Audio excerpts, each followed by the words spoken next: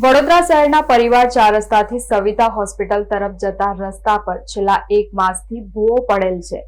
આ ભૂવો રાહદારીઓ માટે જીવનું જોખમ સમાન બન્યો છે। શહેરના પરિવાર 4 રસ્તાથી સવિતા હોસ્પિટલ તરફ જતા રસ્તા પર છેલ્લા 1 માસથી ભૂવો પડ્યો છે। આ ભૂવો રાહદારીઓ માટે હાલ જીવનું જોખમ સમાન બન્યો હોય તેવું લાગી રહ્યું છે। વડોદરા મહાનગરપાલિકાના અધિકારીઓ આવી સમસ્યાઓ બાબતે નિષ્કાળજી રાખે એ કેટલું યોગ્ય છે। વડોદરા શહેરમાં છેલ્લા કેટલાય દિવસોથી ભૂવા પડવાનો એક સિલસિલો ચાલી રહ્યો છે અને વડોદરા શહેરની જનતાના વેરાના નાણાંનો વેડફાટ થઈ રહ્યો છે। પાણી ડ્રેનેજ તથા વરસાદી ગટરોના કામો માટે જે ખોદકામ કરવામાં આવે છે તે ખોદકામ કર્યા બાદ જે પ્રકારનું પુરાણ કરવું જોઈએ તે થતું નથી અને વારંવાર આવા ભૂવાઓ પડે છે અને પાણીની લાઈનો લીકેજ થવાથી વડોદરા શહેરમાં અસંખ્ય ભૂવાઓ પડી રહ્યા છે। આવી હલકી ગુણવત્તાની કામગીરી કરવા બદલ જે તે જવાબદાર અધિકારી અને ઇજારદારને વિરોધ કરવામાં આવ્યો હતો। મ્યુનિસિપલ કમિશનર કડક કાર્યવાહી કરે તે જરૂરી છે તેવી માંગ કરવામાં આવી હતી। આ પરિવાર ચોકડીથી સવિતા હોસ્પિટલ બાજુ રહેતો રસ્તો છે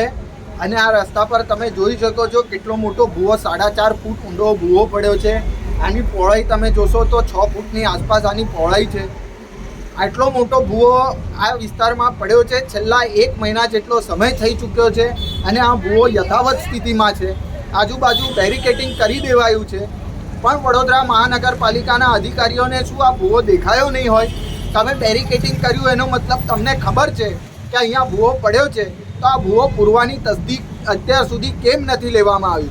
બીજી બાજુ આ જ વિસ્તારમાં છેલ્લા કેટલાય સમયથી ડ્રેનેજનું પાણીની લાઈનોનું કામ ચાલતું હતું અને કામગીરીમાં ક્યાંક ને ક્યાંક કોઈ ખામી રહી છે, એને કારણે આ ભૂવો પડ્યો છે। આ બીજી વારનો ભૂવો આ જ સ્થળે પડ્યો છે એટલે ક્યાંક ને ક્યાંક કોન્ટ્રાક્ટર અધિકારીઓ આ લોકોની મોટી નિષ્ઠાજીને કારણે વારંવાર વડોદરા શહેરમાં આ પ્રકારના ભૂવા પડી રહ્યા છે। એટલે મ્યુનિસિપલ કમિશનર શ્રી જે પ્રકારે વાતો કરે છે કે ભાઈ તમે ચોમાસાની અંદર રેનકોટ પહેરીને ફિલ્ડ પર ફરો, તો રેનકોટ પહેરીને તો છોડી દો, એમને એમ પણ તમે ફિલ્ડ પર નથી દેખાઈ રહ્યા। એટલે ક્યાંક ને ક્યાંક આ મોટી નિષ્કાળજી છે એવું સ્પષ્ટપણે દેખાય છે।